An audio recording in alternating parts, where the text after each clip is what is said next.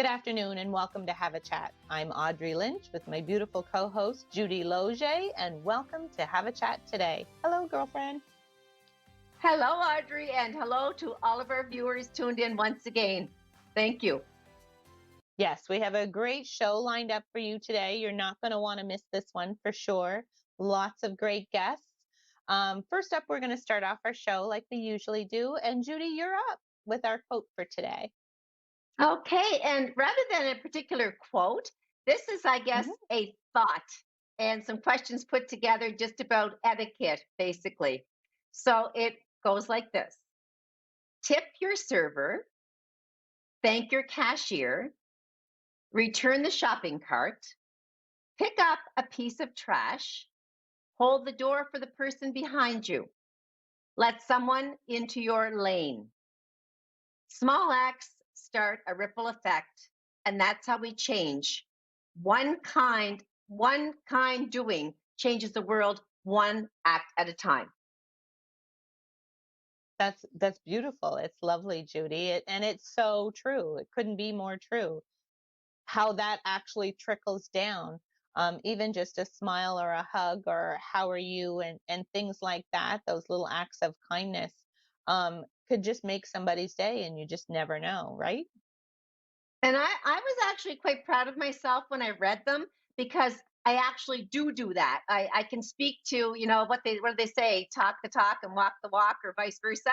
And I do we do go out and to dinner and we do tip the server, and it gives us the best feeling to see their face light up. It doesn't have to be a huge amount, but a nice tip. It's just so great when they say thank you so much. It means the world to them to have that extra bit of cash. So I love seeing them light up when we do that. And I do thank my cashier, but no matter where I go, no Yeah. matter what I buy, they're there on their feet all day long. They're serving Hmm. us, Yeah. especially during the COVID-19 with their masks and trying to be, wiping their counters down. It's not an easy job being on a cash. And so I thank them every single time. And we've taught our kids to do the same. Picking up a piece of trash, I don't do that as often. I really don't. If it's a big piece of trash, yes, I do. I take a bag Hmm. with my Yeah. dogs and their doggy bags, and I pick up Right. extra like loose stuff. But I'm not. I have to get better with that. And I do hold the door for the person behind me, and I do hold the door for the person ahead of me. It's like even if they're younger than me, it's like go ahead.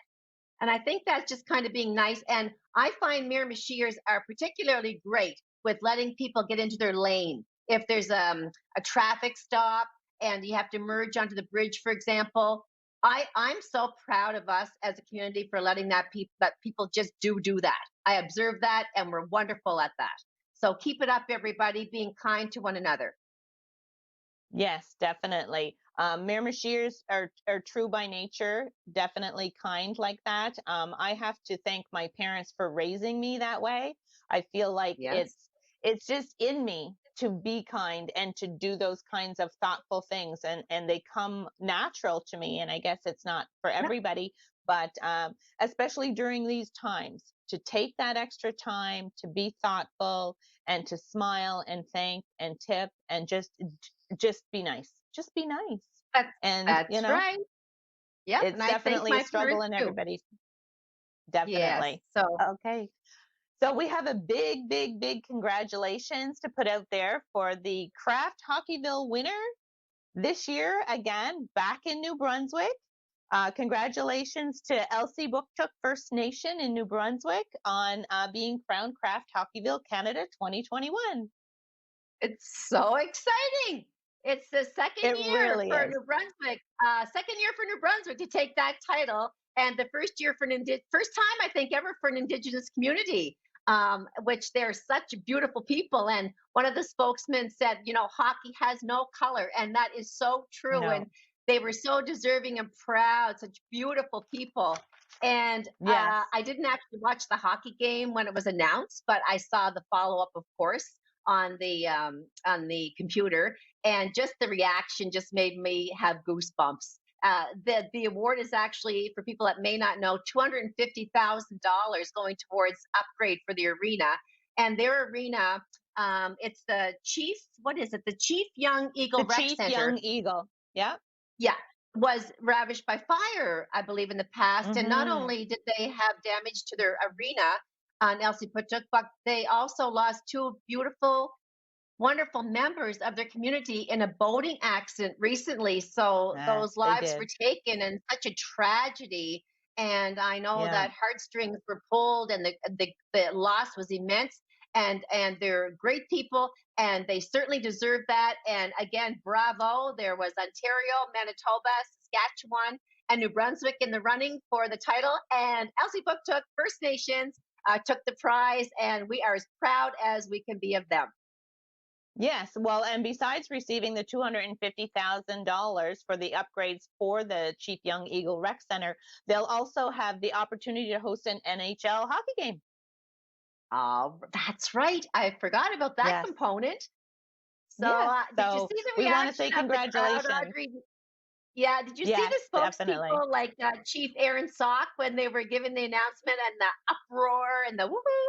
And I mean, Oh, yes. congratulations to all of those other people for doing the things that they've done in other parts of Canada as well, because they certainly, I want to give them a big shout out too. The people that were competing, they've done great work. Great, they're great community Yes. people. But again, this went to us in New Brunswick, and so Yahoo! That's what I say. Yep. So very, very, very proud. Definitely. Another thing for our quick chat there, we wanted to mention, unfortunately, the Queen's husband passed away on April the 9th, Prince Philip, who was 99. He was a couple of months away from his 100th birthday. Mhm. Unfortunately, he passed away, and we just wanted to say our thoughts and prayers are with the Queen and the family. Um, I believe, it doesn't matter at what age. It's still sad, and he lived a great life. I watched a bit of footage. It was quite interesting. He actually had first met the Queen, Elizabeth, when she was only 13. He had met her. Yeah. Um, Yes, and I'm not exactly sure how much older he is than her, but I Mm. remember watching some of the footage and hearing them talk about a bit about his life. And actually, he was one of the spearheaders when it came to, once he married the Queen, to seeing more footage of special events that happened with the royal family. He was Mhm. the one that said, yes, we must, when television became big, to want to see certain things and certain events televised. And so that it became, the royal family became more like family to everyone. Mhm. Yes. So he was My a, heart a, a very Yeah. handsome man. I thought he was a very distinguished man, Duke of Yes. Edinburgh, and I kind of Yeah. was sad again when you see someone reach that grand old age of 99, not to reach that 100 mark, because he would have turned 100 on June 10th, actually. But still, Hmm. 99 years. And, the Queen, Her Majesty, Queen Elizabeth II, she said he was her rock. And when you Yeah. think about it, he did so many, he served so many years. His legacy will live on through his family, and they certainly admired him. And Prince Harry did attend the funeral, and they wanted, of course, with the pandemic. And he himself had said previously during his health bouts, Prince Philip, that he wanted a very low key funeral ceremony, Yes. which was held. And he was a very independent person, as such that he wanted to chauffeur himself and be his own driver over the years. So he actually wanted to have his burial, like to put him in a Land Rover to take him from Windsor Castle, where he passed away, actually, to the Hmm. chapel where the ceremony was going to take place. So that's what he loved, was his Land Rover. He didn't want any great big hoopla. And I guess when I was listening to some things that Prince Harry had said about his grandfather, he said he was a very, very outspoken man, very sharp witted, but at times he could be very abrasive, almost offensive, because he didn't always think about what he was going to say. It just came out of him naturally. And I heard a gentleman on the news lately saying that he was quite offensive at times, and that, because of that, he turned people off. But at the same time, other people found his quirky personality and sense of sarcastic humor quite endearing. So there were all kinds of remarks about him, but what can we say? 73 years married to Her Majesty. I That's know. huge. That is Well, incredible in it itself that takes people don't even live that long, let alone be married that long. Yeah, I try to think back to when he met her and was dating her and knowing that marrying her that he would never be king and that he was marrying someone that would eventually be crowned the queen. So Yeah. that alone is a huge undertaking and it would take a strong special kind of man and husband to be able to take all that on, I would think.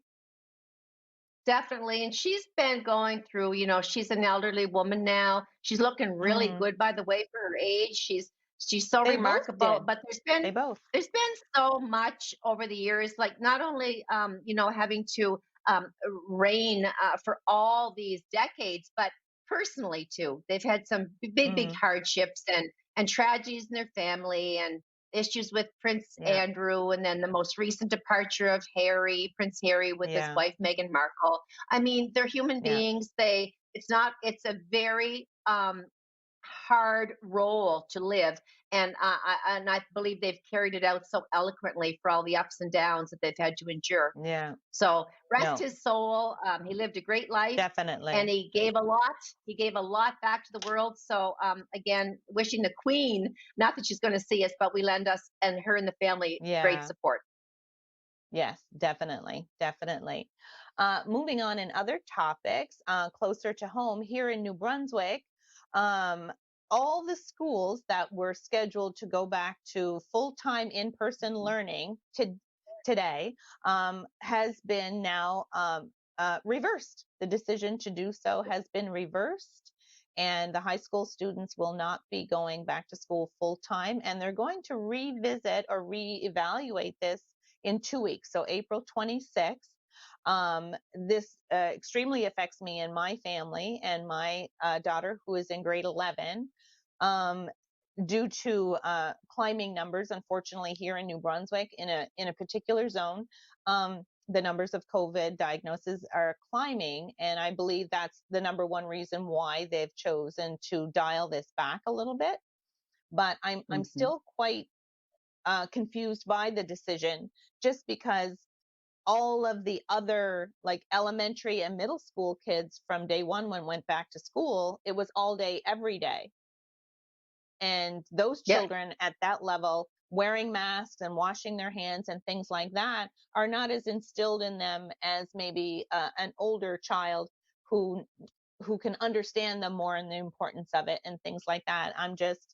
I feel bad for my daughter who, struggles, or any student out there who's struggling to begin with, not having that teacher right in front of them, and what it means as far as what they're losing. And I understand that people are sick and we do have to get a handle on this.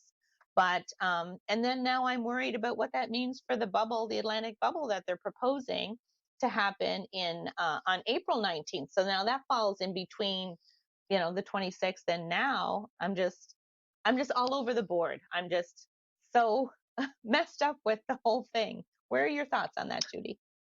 My thoughts, I'm not really surprised by any of it. The variant Mm, seems to be a huge concern at this point. My hmm. sister Jennifer and her husband Matt, I've said before, live over in Spain.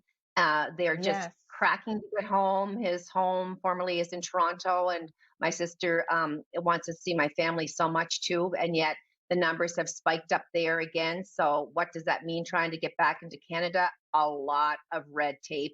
I mean, it's for everybody. The chances you're taking are huge because of this exposure of the variant. And I'm really I know it's upsetting for you, but I don't want to Hmm. see anybody at risk in school if it's going to mean more cases breaking out, which there have been recently more cases in schools that's been occurring. And it spreads so rapidly that we don't want to have, our hospitals filled with COVID patients as is happening in Ontario, where the numbers are unbelievably adding. Like the new cases every day is mind blowing. Yeah, I'm But the pretty sure children who, Ontario had yeah, record numbers oh yesterday, yeah, if it's I'm not mistaken. exploding. Yeah. And I do really feel bad for the disconnection, as you said, for the students. Mm, And I feel the really students, yeah. equally bad for the teachers. I was speaking to some staff at Mm-hmm. K to 8 school not that long ago. And one of the teachers said she was so happy to get back after her break. I think it was the long weekend. She said, the March break. Sorry, that's been a while back. But she said she couldn't Right. wait to return to the classroom, that it's just not the same doing things online No. and trying to get them there certain days. And she loves that, and as do the kids, need and want that one-on-one and social contact. It's such a part of, expanding education and learning socially and academically both. But Audrey, I don't have my hopes up for a whole lot at this point at all. I hate to watch the big news there when Dr. Tam is giving statistics, and Dr. Lisa Barrett, the infectious disease doctor, is on there talking about this variant, and then we see the numbers popping up here, there, and everywhere around our province. Again, our zone 7 is looking really good, the Miramichi area. That's Mm-hmm. today. Tomorrow, I I know. just say, Yeah. unless we keep following protocol, that could be us. So we have to take extreme measures at this point, or it's going to go on and on and on. And I cannot foresee anything being cleaned up anytime too soon. That's my personal belief. And that sounds kind of negative and Yeah. pessimistic, but that's what I see. Yeah. It's bad out See, there. I guess my biggest issue is that the rules are they're so off.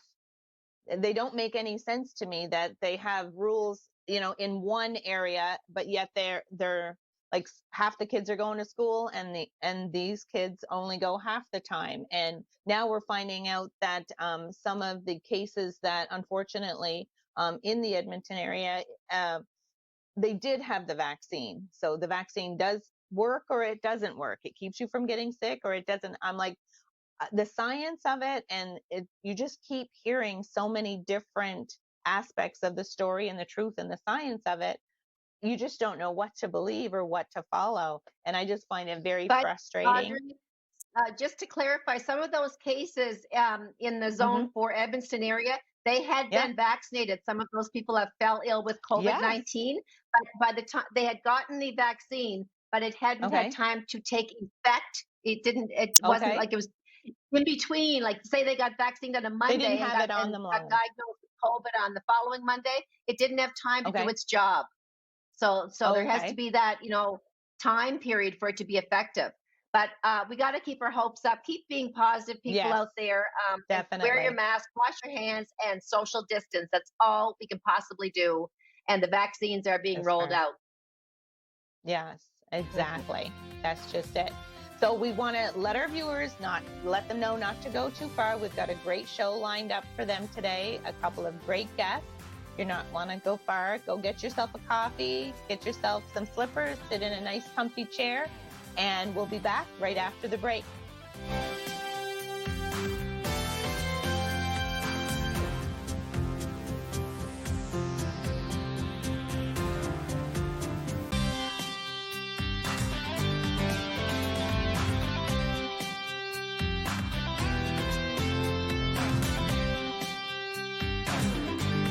Good afternoon and welcome back to Have a Chat. We're starting off with our first guest today, Jonathan Saunders. Welcome, Jonathan.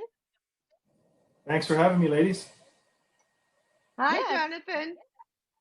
How are you? we're so glad and interested in having you today to tell us all about the sports end of things for you and how you became involved with all of that. But first, we want our viewers to find out a little bit about who you are, Jonathan.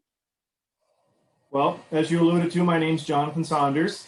I am married to my lovely wife, Mary, and we have two beautiful children here in Miramichi. My son, Luke, is 9 years old, and my daughter, Charlotte's 11, and they're also heavily involved in the sporting community. Nice. I've known you, Jonathan, over the years, not on a real personal level, but to say hi, how are you? Have a small conversation. And I know that you have an amazing name in the world of sports around the Miramichi area, and particularly baseball. But before we get into your position with the Ironman and how that all came to be, take us back to when you were a boy. and the love of the game, where it all began for you. At what age did you know or have a feel for the game and get to like it? Well, I grew up in the South Nelson Road and went to school in Nelson, and quickly became friends with a lot of other kids that liked the outdoors and playing sports and doing those types of things. And we didn't have nearly as many distractions when we were children as kids do nowadays. So our summer months were constantly spent in the backyards playing different variations of baseball and softball and base runners and all those things. So I got my start in the backyard with my dad and friends from the community and kids from school. And then that progressed on. I played organized softball in Nelson. And after that, I decided to take the leap to Chatham and play baseball with what was then the Bantam Ironmen. So that was the first really competitive team I played on. And that would have been once I was around 13 or 14 years old. And then from there on, yeah. Did you have siblings that played as well? Like, did your father encourage you? Did he play himself to be like fully involved that heavily into the sport?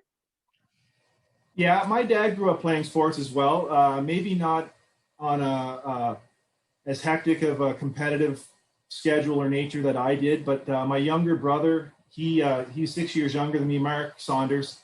He also played competitive ball and hockey. And my parents were just amazing at being supportive and giving us what we needed as far as getting to rinks and ball fields and helping provide equipment and those types of things. So I can't say enough good words about the support my parents provided me. And we know that with sports, the ability to be not just a good player, but a sportsman is so key into keeping it all together.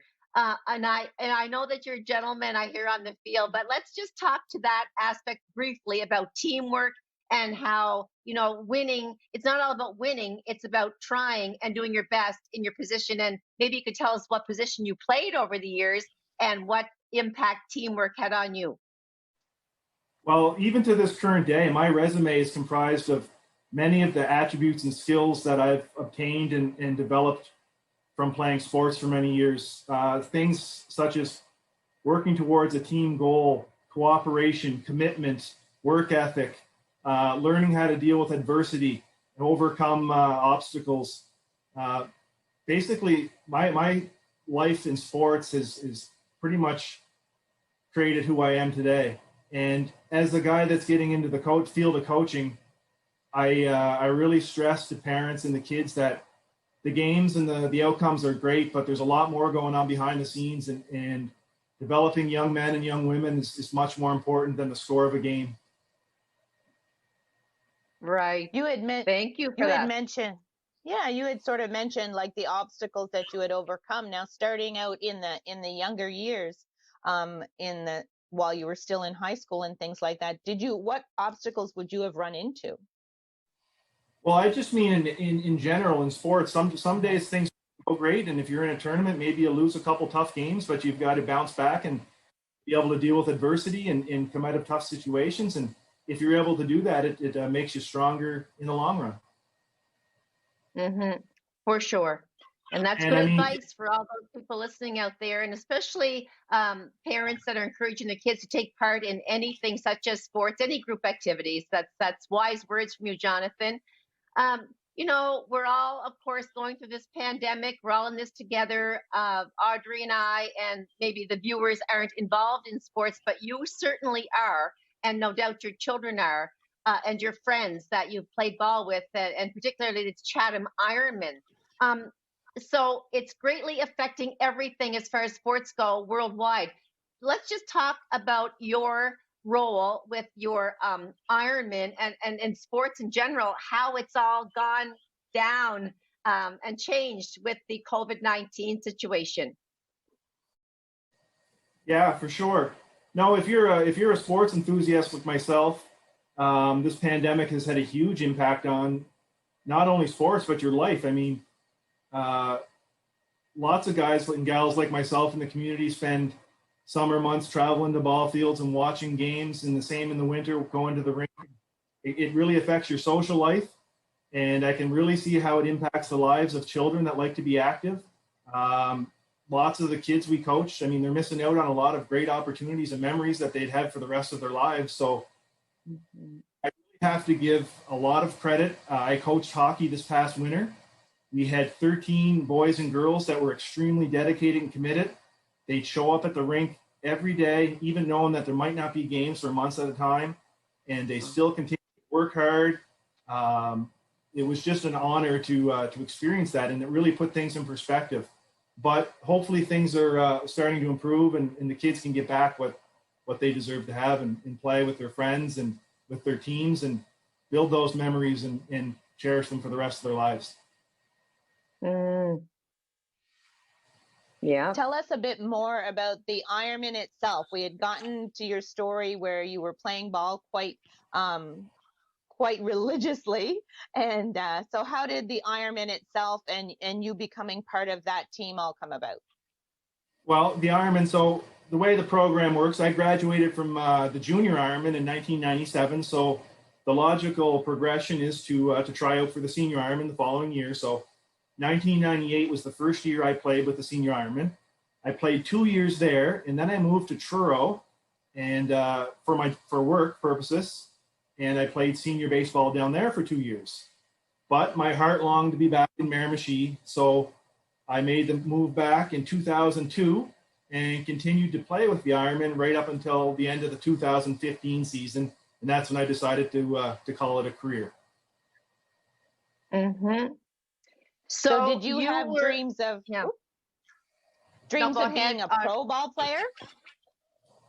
Well, I think like every other local young kid, you dream of that type of thing, but quickly reality sets in, and then you just kind of change your goals and change your dreams and learn to accept that we live in a great community here with a very, very passionate fan base of baseball fans. So playing senior ball for the Ironman was everything I could have asked for, and I have a lot of great memories because of that.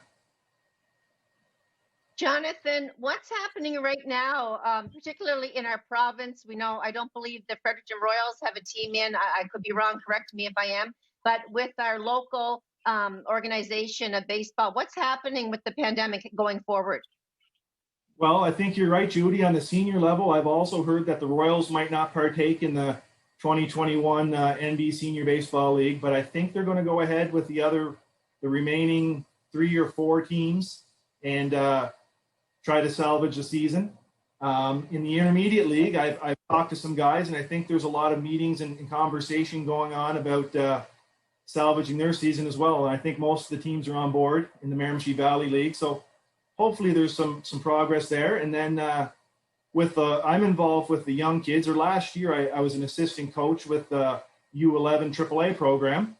And from what I hear, that's going to move forward, and hopefully the kids can have a more quote unquote regular season with tournaments and travel and all those other things besides that make it such a great experience. So I think we're moving in the right direction, and hopefully things start to open up and get back to normal. Well, that's good news. I didn't know that was going to be kind of a normal thing again. I thought maybe because of the pandemic, there would be such restrictions put on the sports, the sports venue altogether, but you're seeing hope there. I'm seeing hope. Yeah. Exactly. Good. I'm just wondering a little bit financially how they're managing to stay afloat, where, like Judy was saying, there's such restrictions as far as having spectators come and watch the sports and things like that and be able to pay the players. I'm not hugely in sports in that sense, and I just wonder financially, how are they going to keep themselves afloat, or what are you hearing as far as how they're going to make a go of it? Well, I'm not hearing a whole lot, but the beauty of amateur sports locally on the Chatham Ironman level is the players don't get paid. So that's not an issue. I mean, they do have an expensive budget to manage and a lot of costs over the summer. So not having spectators in the ballpark and paying fees and whatnot, that'll definitely hurt them, I'm sure. But I haven't heard that there's not going to be any spectators. The Timberwolves operated for this season, and they were able to have spectators in the rink. So I'm hoping that they'll be able to, fans will be able to watch the games. Well, that's great. That's really good to hear. Yeah, for sure. For my son and I, that's our Thursday night ritual. We go to the ball games together. So it went from being my Thursday night ritual as a player and as a kid to go watch games to now coming full circle and spending those nights with my son. So it's very valuable to me as well. That's so nice. Well, Jonathan, I'm a lifetime Miramichier, for anyone that has not seen me on the show before, and Audrey as well. So can we just do a little bit of bragging for a few minutes about the Chatham Ironman and their history of wins? Because we said it's not all about winning, but my goodness, you've had some some amazing highlights over the years. Can you talk to those and some of the provincial and Canadian titles that the Ironman won? Yeah, the Ironmen have a very, very storied history as far as senior baseball goes, not only in the province, but all across the country. Dating back to the glory days of the 70s, when you hear about all the local legends, the Billy Dailies and the Cuffy McLaughlins and all those folks, that made us as young kids strive to want to be part of that program. And I think the history is what's made it so strong over the years. The traditions are very strong. It's bred in the community. People love to support that team. Not everywhere across the country is like that with senior baseball.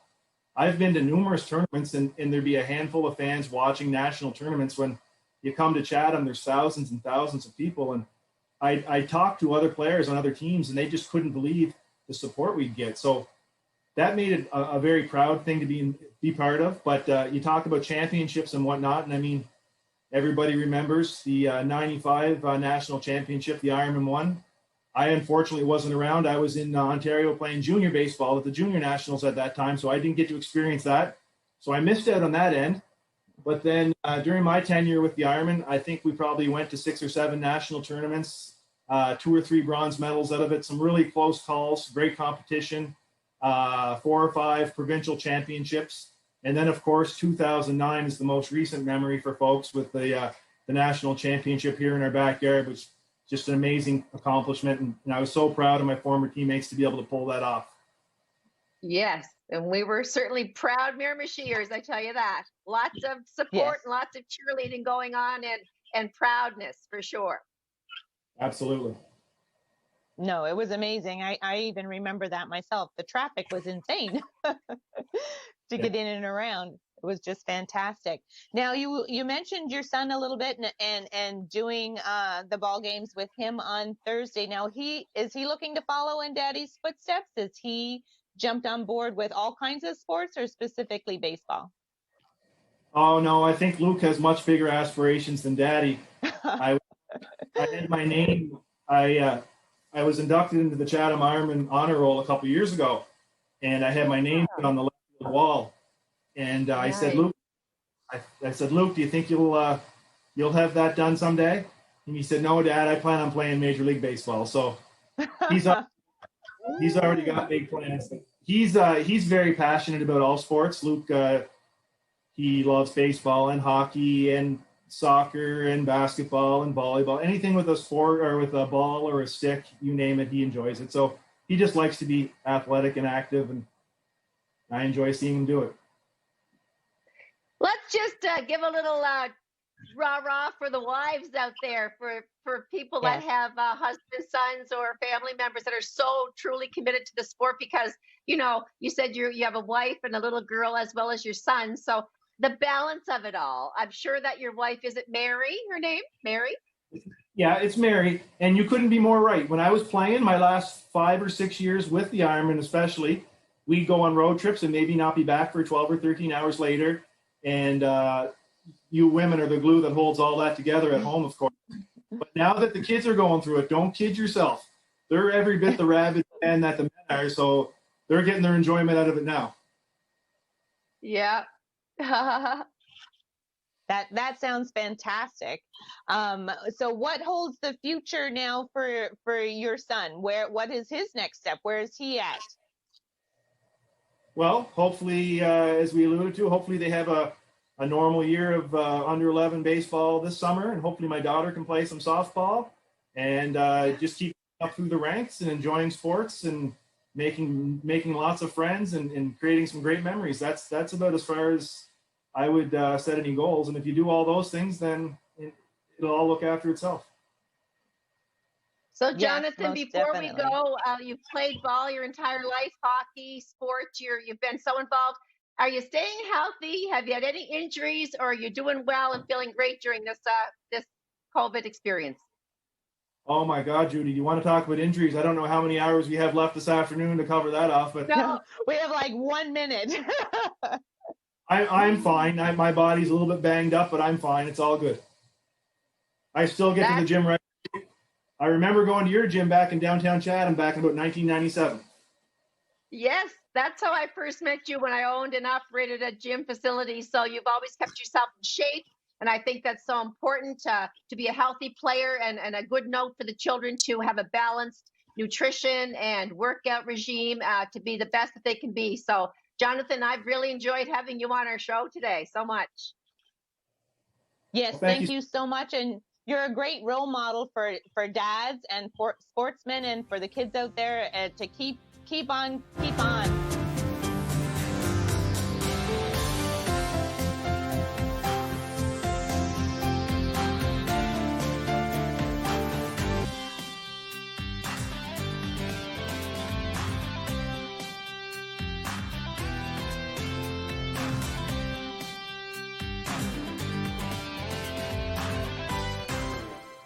Welcome back to Have a Chat. I'm your host, Audrey Lynch, with my beautiful co-host today, Judy Loge. Hi, sweetie. Welcome back to the show. Hello We and want, welcome back again, everybody. Nice yeah, to have them tune in for our other segment. yeah. We had a great little conversation with Jonathan Saunders about sports and baseball. Fantastic interview there. Joining us now is our next guest, Chantel Landry. Hello, Chantel. Hi, Hi, welcome. thank you. Yes, thank you for joining us today. Chantel, before we get into our big conversation of why you're here and what you're going to talk about, tell our viewers a little bit about yourself. So, my name is Chantel Landry. I live in Dieppe here in southeastern New Brunswick. And although I started my career as a youth care worker going to college actually in Miramichi, so I have a soft spot in my heart for the community of Miramichi. Yay. I actually ended up as a youth care worker starting to get like management positions, and then doing a lot of contract work for a lot of not-for-profit organizations in Moncton. And I've been with Habitat for Humanity as their executive director for the past 4 years now. So looking forward to Wow. our flourishing future with this organization. Yeah. Yeah. Mhm. And as you said, you're executive director of Habitat for Humanity. And that is the reason why we have you on the show today to fill us all in. Tell our viewers exactly what is Habitat for Humanity. So Habitat actually exists everywhere in the world. So we Okay. are here in Moncton. We cover southeastern New Brunswick up to Miramichi. And we are an affiliate of Habitat Canada. And Habitat Canada is an affiliate of Habitat International. And we Mhm. provide housing opportunities for low-income families so that they have an opportunity to become homeowners. So that's in a nutshell, that's what we do. We provide opportunities for them to become homeowners, and it essentially changes their lives by bringing more strength and stability for their families. Very good. So, how do you go about choosing those families, Chantel? How does that, like the assessment work, and how is it done, basically?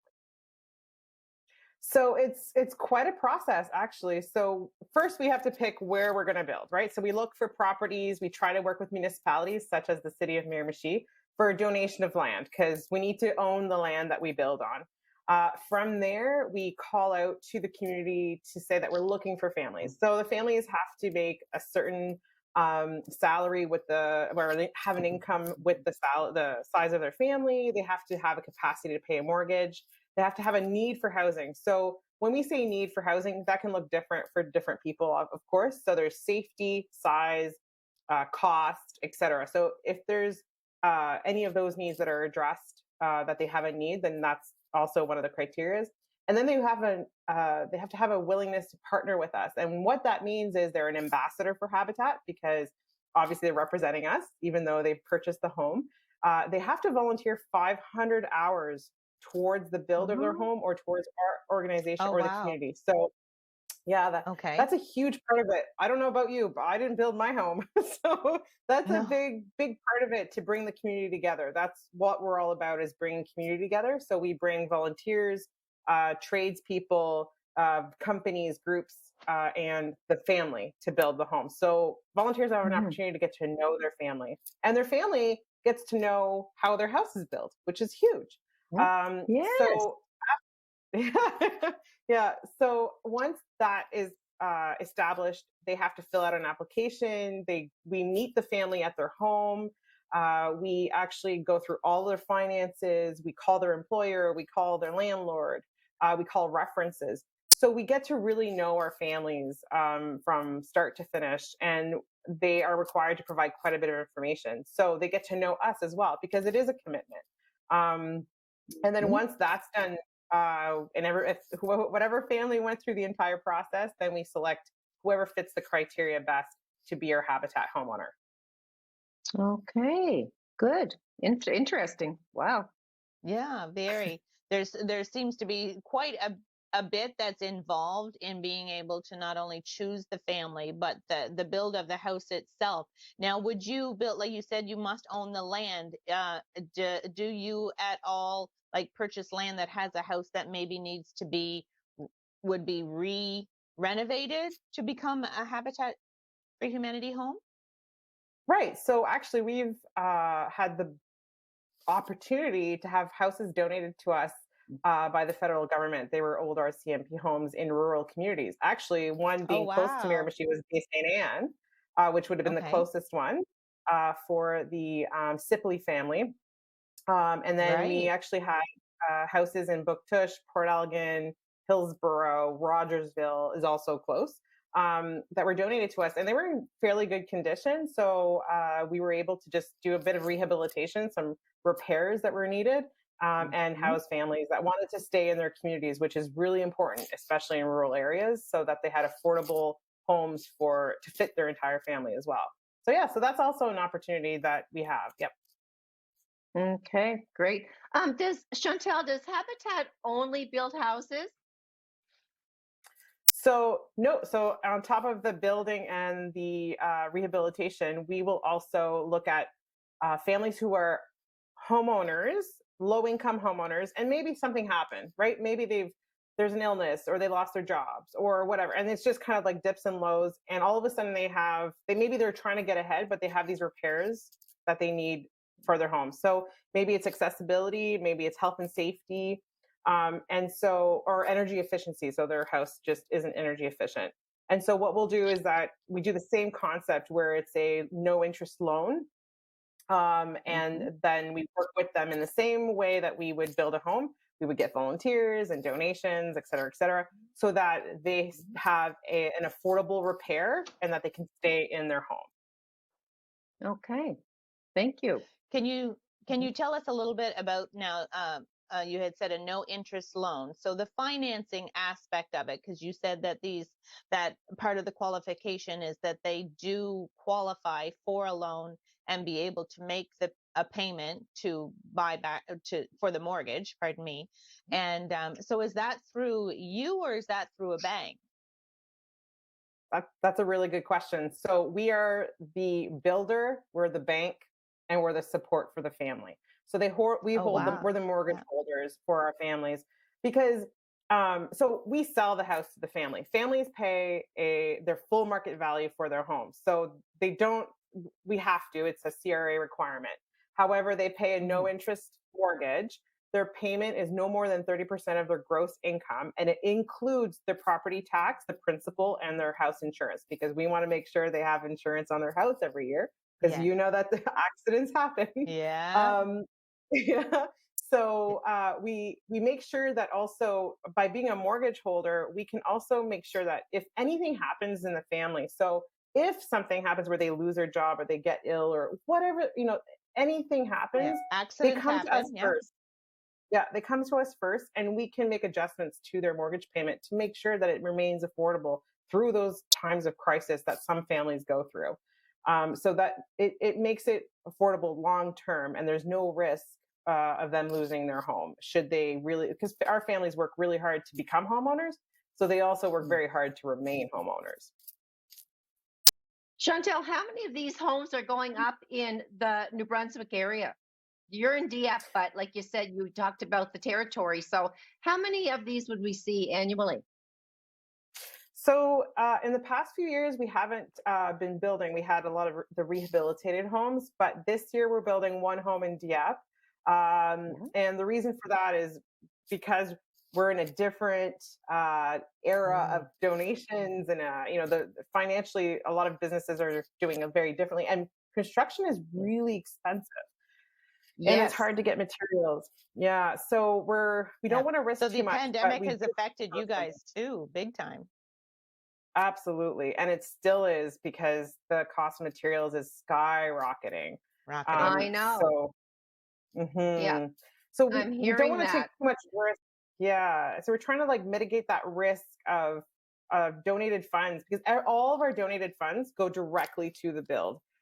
We are able to have what's called the Restore here in Moncton. It's a secondhand store that sells everything from doors and windows to anything that you have in your house, household materials, et cetera, et cetera. And so those funds that we make from our retail establishment, which I know a lot of people from Miramichi area come and shop in, actually when they do come to Moncton, which is great, so we appreciate the support. But that profit comes and pays all of our bills, so that when we do have housing projects and people want to donate to the housing projects, every dollar goes to the housing projects. They can be sure of that. So we want to make sure that we stretch those dollars as much as possible. And so when things get expensive, we try to find as many partners in the communities that we're building in order to build homes so they remain as affordable as possible, so we can stretch those dollars. Because all of the mortgage payments also stay in that loop, right? So all the mortgage payments from the 22 households that we have right now, that money goes back into that bank account to continue builds for future years. So this year we're building in Dieppe, but we're working on hopefully projects for next year. So nothing to announce quite yet, but we're hoping that we'll be building more next year. That would be the plan. Yeah, the COVID So when does you change have, it all for sure. yeah. Yeah. So when you say you have a new build going up, so you've chosen a family, there's a family that has qualified, and you've chosen them, and you're getting ready and putting all your ducks in a row so that you can build this home for them? That is correct. Yes. So we've been through the entire selection process, which was long. Again, thanks COVID. It was a long process, but our families were exceptionally patient and worked with us. And then we finally were able to select a family. So we haven't made any announcements official yet, but we do have a family announced, and we'll be making everything official probably later on this week. Yep. Chantel, do people require experience or skill set to volunteer with Habitat for Humanity? So that's another great thing is no, anybody can come volunteer as long as they're 16 years or older, take our health and safety training, and have a willingness to work and follow the rules and be safe. Then I know we are more than happy to have anybody come help in any capacity that they can on the build. Okay, good to know. I'm not sure if we touched on, but what about the founding of this Habitat for Humanity? Where did it all begin, and when did it start exactly? So it started back in the 70s in the States. There was a couple, and now the name, of course, escapes me, but there was a couple that actually used to go overseas and saw these housing projects. And they were like, we need to do this. Like, we're building in other countries, but we can do this in the States, like back home. And so they were based in the States, and then they started expanding. And then it actually came over to Canada and Manitoba. And then they started expanding there. So it started actually in Manitoba here in Canada back in the 80s. And then it just blew up from there. So in Moncton, it only came to Moncton here in Moncton in 94. And then we have two other affiliates that cover the rest of the province of St. John and Fredericton. But there are affiliates or habitats all across the country. In the United States, it's absolutely massive. And then, so the United States has the Habitat International, and that just blew up all over the world, because obviously housing is needed all over the world. And some are in more in countries where we're actually building more of a shelter versus a home. Yes. but it's still Mm. needed, right? We build what they need in the countries that they need it. Yeah. Hmm. So these homes that you're building, do they actually depreciate the property value or enhance the property value in the communities? Absolutely enhance. We build what's in the community. We're not building homes that are smaller or have less value. We No. build what is required. We build up to build code, and they're beautiful. They're still modest homes. We're not putting marble countertops or chandeliers by no means. But we build what the family needs, and they are beautiful homes that they can maintain for years and years to come, and they fit right into any community. I would challenge anybody to drive anywhere in the communities where we have homes to tell me if they can find the Habitat home, because they will not be able to. Oh, that's so nice. No, That's yeah. wonderful. So what if you're Absolutely. a family who wants to know, or you feel like you know a family that could benefit from this, or if you were yourself, you want to see whether or not you would qualify or meet the criteria? Is it an online process that you can look to find this all out, or is there a number to call? How do we take a look at that? That's great. So we have a website, which is habitatmoncton.com. So just all one word, habitatmoncton.com. And when you want to know what if you fit the criteria, it's all there under home ownership. If you want to know if there's a project coming into your community, maybe Miramichi, you want to sign up for our newsletter. We have a newsletter. You can sign up right on our website, or you can follow us on Facebook, because a lot of people are on Facebook these days, and that's also a great way to find out what's going on a day-to-day basis here at our affiliate. So that is another way to find out more information. And you can always find all of our contact information on our website. So if you have any questions, or if you want to, whatever, any type of inquiry, we always welcome that, because we want people to have as much information as possible. And I know we're basically out of time, but I just want to say that your enthusiasm as a parent, and you're really enjoying your role, aren't you, Chantel? Like, there's so many rewards personally, I can tell from your career. Oh, this is a great organization. I can't wait to build homes. I haven't built a home myself yet with our organization, so I'm really looking forward to that, and just the impact on a family. I think sometimes we take for granted, but the impact that these homes, I'm getting goosebumps right now just thinking about it. That we have on our families is incredible. It is something to witness, because we make a change for them, but also for future generations. So that's what's important to know. Nice. No, it's a blessing to have you on their team. I hope they know that. That it sounds great. We look forward to actually touching base with you again once the house is built. Maybe we can be part of that announcement and bring you back to tell us how it all went, and maybe even the homeowners themselves. Chantel, we want to thank you so much for joining us today and telling us all about Habitat for Humanity.